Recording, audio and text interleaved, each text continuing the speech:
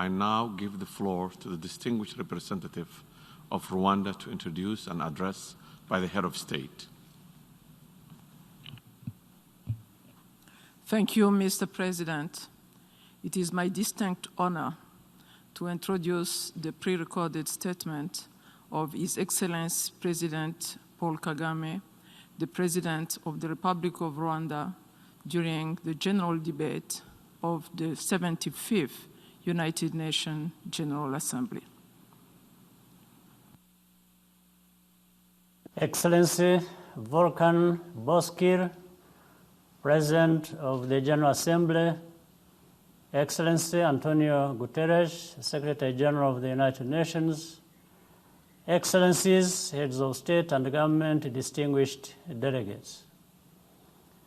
The 75th anniversary of the United Nations falls at a moment of uncommon peril for our people and our planet. The COVID pandemic has claimed nearly 1 million lives and pushed hundreds of millions into unexpected hardship. It is not a time for doubt or hesitation. We have the tools to meet this test and prevail. We mark other important anniversaries this year. 25 years ago, the World Conference on Women in Beijing charted a transformative agenda on gender equality, which continues to guide us. The empowerment of women has made all of us safer and wealthier. But true gender equality has still not been attained in any country. 5 years ago, the Paris Agreement on climate change was signed. Implementing this framework will slow the pace of global warming and give our economies time to adapt to new technologies. The Kigali Amendment to the Montreal Protocol, adopted 4 years ago, will play a major role by reducing the consumption of hydrofluorocarbons. Just over half a member of states have ratified the Kigali Amendment, which is now in force, and I call upon the remainder to ratify as soon as possible.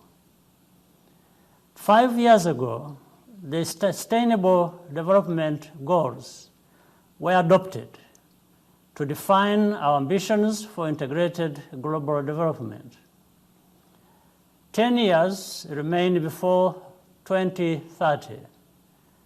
But let's not deceive ourselves about how difficult it will be to meet the targets on time.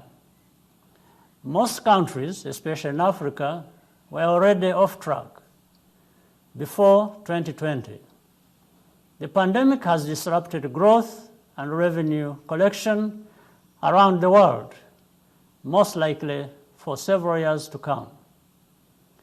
These milestones on gender, climate, and development demonstrate the achievements of multilateral action, while also reminding us how much remains to be done. I commend the exceptional work being done by the World Health Organization, led by Dr. Tedros Adhanom. We will continue to work to reinforce the WHO and make it more effective. The creation of the Access to COVID Tools Accelerator, Act A, including the COVAX Global Vaccines Facility, is of critical importance for Africa. Ensuring equitable access to vaccines, therapeutics, and diagnostics will speed up the end of the pandemic for everyone. The pandemic has highlighted the importance of resilient national health systems and strong domestic health financing. The African Union is championing this agenda among its member states, with emphasis on not just spending more, but spending better. The goal is for Africa to leverage its own resources to reinforce the impact of global health partnerships, such as the Global Fund and Gavi. In the coming decades, prosperity will be closely linked to digital literacy and access to high-speed connectivity. The Secretary General's roadmap for digital cooperation is compelling and far-sighted, building on the work of the Broadband Commission and other initiatives. The global movement for racial justice and equality is not a passing phenomenon. What is required is action that builds public trust in the equal dignity of all citizens, as demonstrated in the treatment of those who have historically been most marginalized and who continue to suffer mistreatment disproportionately.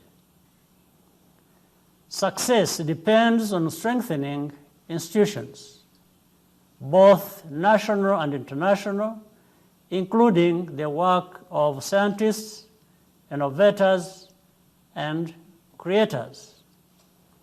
That is not just a question of funding. It's about the positive human values that citizens and governments invest in those institutions and for which they must be accountable. Our descendants will look back and judge how this generation responded to these challenges, especially the leaders. Did the collective accomplishments of 3 generations over 75 years in building a stronger international order disintegrate into recrimination and resentment? Or did we come together to once again secure global progress on a foundation of cooperation and mutual respect? The choice is ours. I thank you.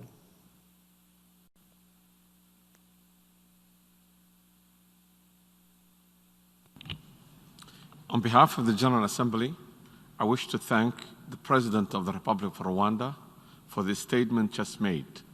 I now give the floor to the